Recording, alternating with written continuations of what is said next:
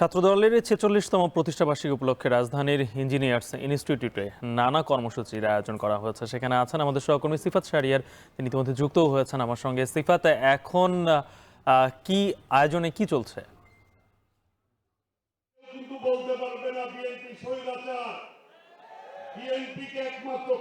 ছাত্রদলের ৪৬তম প্রতিষ্ঠাবার্ষিকী উপলক্ষে পূর্ব ঘোষিত আজকের এই আলোচনা সভায় বিএনপির ভারপ্রাপ্ত চেয়ারম্যান তারেক রহমান উপস্থিত থাকার কথা আগে জানিয়েছিল।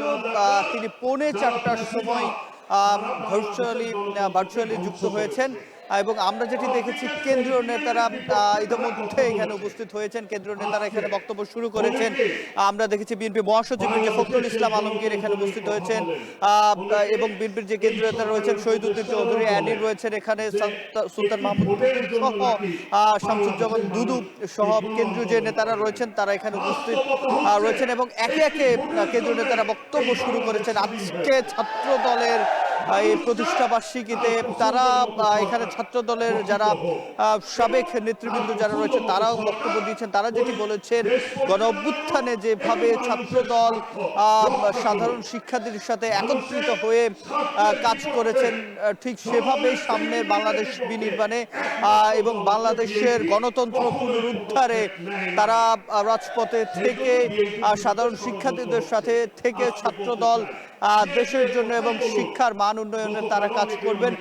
এবং জানেন ইতিমধ্যে ছাত্র দলের অনেকগুলো জায়গাতে কমিটি ঘোষণা করা হয়েছে, আংশিক কমিটি, আহ্বায়ক কমিটি ঘোষণা করা হয়েছে এবং কিছুদিনের মধ্যে পূর্ণাঙ্গ কমিটি সারা দেশে ঘোষণা করার যে বিষয়টি সেটি কিন্তু আজকের এই প্রতিষ্ঠাবার্ষিকীর যে আলোচনা সেখানে উঠে আসে। এর আগে সকালবেলা এই ছাত্র দলের প্রতিষ্ঠাবার্ষিকী উপলক্ষে দলের যিনি প্রতিষ্ঠাতা শহীদ প্রেসিডেন্ট জিয়াউর রহমান তার যিনি সমাধিতে শ্রদ্ধা নিবেদন করা হয়। তারপরেই 12টার থেকে স্বেচ্ছায় রক্তদান যে কর্মসূচি সেটি এই রমনার ইঞ্জিনিয়ারিং ইনস্টিটিউশনে শুরু হয়েছে।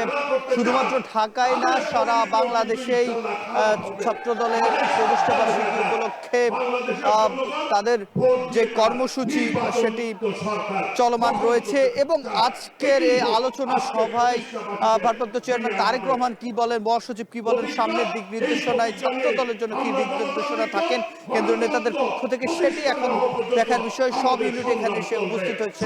তো এই ছিল আমার কাছে ছাত্র দলের প্রতিষ্ঠাবার্ষিকী আলোচনা সভার সবশেষ। ছাত্রদলের প্রতিষ্ঠাবার্ষিকীর সর্বশেষ আয়োজন জানাচ্ছিলেন আমাদের সহকর্মী সিফাত শাহরিয়ার।